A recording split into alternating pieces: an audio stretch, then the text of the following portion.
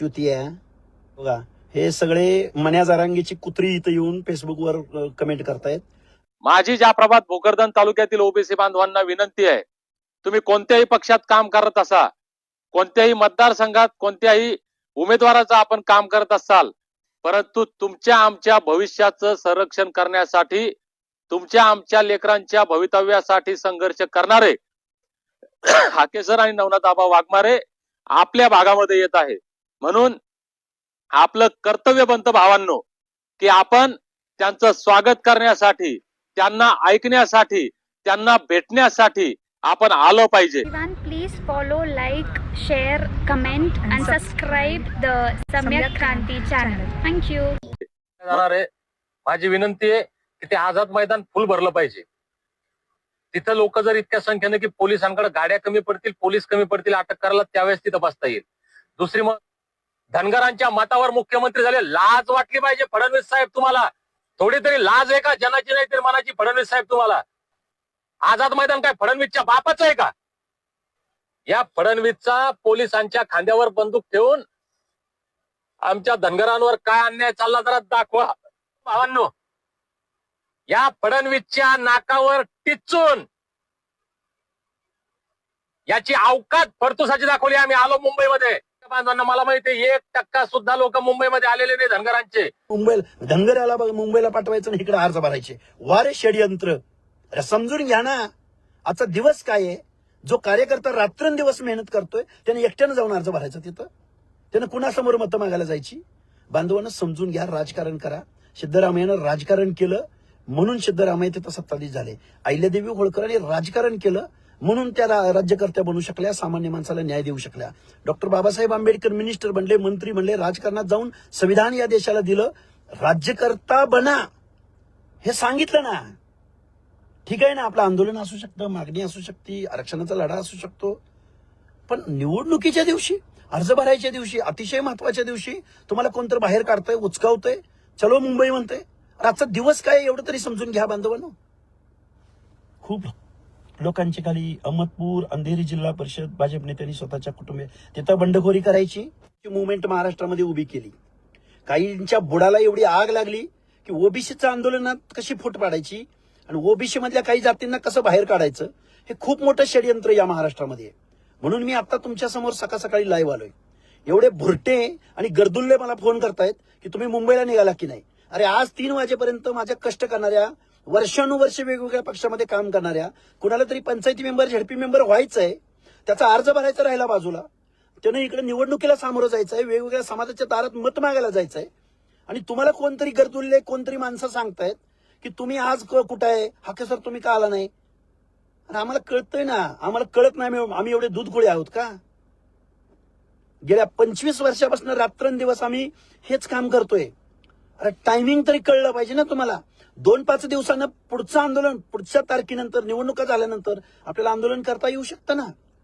कशासाठी चाललंय हे सगळं. मी खूप जबाबदारीने बोलतोय, खूप परखड बोलतोय आणि खूप वास्तव बोलतोय. आजचा दिवस अर्ज भरण्याचा आहे.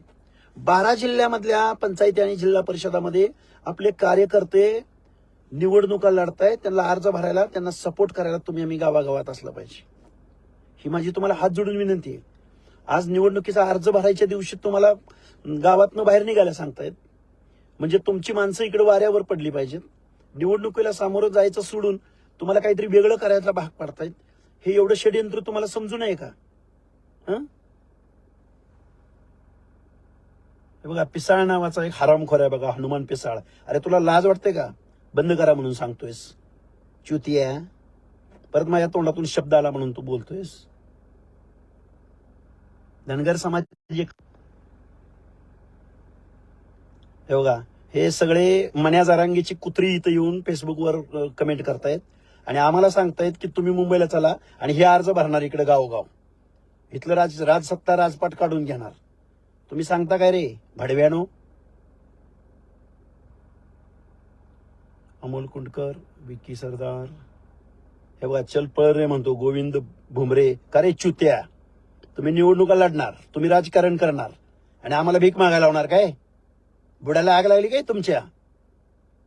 हनुमान पिसाळ, हाके सर तुम्हाला मानतो मी, तुम्ही काही जातीवादी बोलू नका, धनगर समाजाविषयी बोला. अरे मी जातीत धनगराच्या जन्माला आलोय, तू नको सांगू चुत्या. तोंडातनं शब्द येतोय, नीट व्यवस्थित बोलायचं, समजून घ्यायचं, विरोधाला विरोध नाही करायचा. त्या सोळंकीच्या आणि विजया पंडितच्या सांगण्यावरनं तुम्ही बोलता काय? हा, आज अर्ज भरायचा शेवटचा दिवस आहे आणि धनगरांना बाजूला काढता काय? त्यांना निवडणुका लढू द्यायचा नाही, हा तुमचं षडयंत्र आहे का? अरे एक एक माणूस एखादा पंचायती मेंबर, झडपी मेंबर झाला पाहिजे की नाही झाला पाहिजे? हे बघा आता काय कैलास काय गुडे, हाके सर, अरे आजचा दिवस किती महत्वाचा आहे. 2-5 दिवसानंतरची तारीख आपण डिक्लेअर केली तर ते व्यवस्थित होऊ शकतं ना. हं, आजचा दिवस शेवटचा दिवस आहे. लोक अर्ज भरतायत, लोकांना तिकिटासाठी प्रयत्न करतायत रात्रंदिवस. हं, आमचे हात जोडून विनंती आहे तुम्हाला राव, एखादा दिवस मागं पुढे झाला तर चालत नाही का? माझी समाज बांधवांना हात जोडून कळकळीची विनंती आहे. 10-15 वर्ष झाला आम्ही समाजाच्या वेगवेगळ्या आंदोलनामध्ये, वेगवेगळ्या प्रश्नामध्ये सक्रिय सहभाग घेतोय. रात्रंदिवस अंग मेहनतीनं आम्ही हे कामं करतोय. बौद्धिकदृष्ट्या सांगतोय, सगळ्या लोकांना फॅक्ट सांगतोय, वास्तव सांगतोय, लिगल ऍस्पेक्ट सांगतोय, काय परिस्थिती आहे सांगतोय. तरी सुद्धा लोक ऐकायला तयार नाहीत राव. तर सगळ्यांच्या एकोप्याने एकत्रित येऊन आपण हा निर्णय घेतला पाहिजे ना.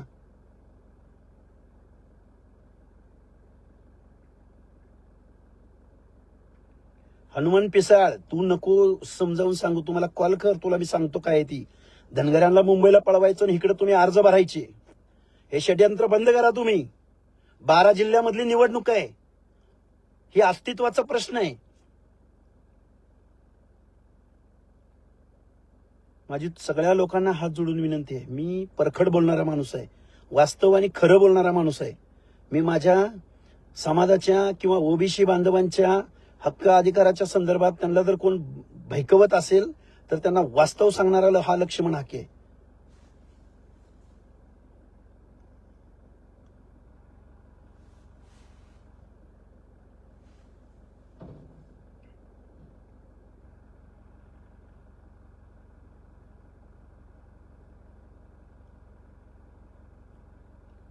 अनेक लोक आहेत, सगळ्या बांधवांना माझी कळकळीची विनंती आहे. बाबांनो, आम्ही आजचा 12 जिल्ह्यामधला अर्ज भरण्याचा हा शेवटचा दिवस आहे. लोक अर्ज भरतायत आणि सोशल मीडियावरती मला कालपासून त्या गेवराईमधल्या आणि माजलगावमधल्या पक्या साळुंके आणि विजया पंडित याचे भुरटे गर्दुल्ले कार्यकर्ते मला फोन करतायत, तुम्ही मुंबईला का नाही, मुंबईला काय नाही. आम्ही एका गावात जातोय, एका कार्यकर्त्याला अर्ज भरायला सांगतोय. पंचायत राजमध्ये ओबीसी मधल्या बांधवांना अर्ज भरायला सांगतोय. आम्ही सामाजिक इक्वेलिशन करतोय. एक झडपी गण वेगळ्या समाजाचा, खालचे 2 वेगवेगळ्या समाजाचे. आपलं सोशल इंजिनिअरिंग झालं पाहिजे. वेगवेगळ्या समूहांना एकत्रित आणून आपण निवडणुकीला सामोरं गेलं पाहिजे. इथल्या राज्यकर्त्या लोकांचं हे खूप मोठं षडयंत्र आहे. षडयंत्राला बळी पडू नका. हे मी वास्तव माझ्या बांधवांना माझे हित म्हणून मी हे कळकळीनं सांगतोय की बाबांनो, आज 3 वाजेपर्यंत आपल्याला अर्ज भरायचे आहेत. कुणीही अर्ज भरण्या वाचून थांबायचं नाही. वेगवेगळ्या पक्षांना तुम्ही अर्ज मागताय, प्रयत्न करताय, धन्यवाद. तिथं तुम्ही केलाच पाहिजे.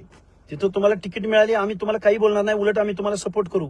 पण जिथं तुम्हाला पक्ष तिकीट देणार नाहीत त्या ठिकाणी अपक्ष अर्ज भरा, पण जागा मोकळी सोडू नका. लढा, संघर्ष करा. संघर्षाचा इतिहास लिहिला जातो. निवडणूक लढून जिंकून येणाऱ्यापेक्षा कुणी संघर्ष केला, पडला कोण, पडणाऱ्याची चर्चा जास्त प्रमाणात होते. त्यामुळे तुम्हाला आम्हाला आज संघर्ष केला पाहिजे. आज 3 वाजेपर्यंत खूप महत्वाचा दिवस आहे. 12 जिल्ह्यातल्या कार्यकर्त्यांची आस, कोण आम्हाला तिकीट देतोय, कोण आम्हाला बी फॉर्म देतोय आणि कसं आम्ही निवडणुकीला सामोरं जातोय यामध्ये लागलेले आहे.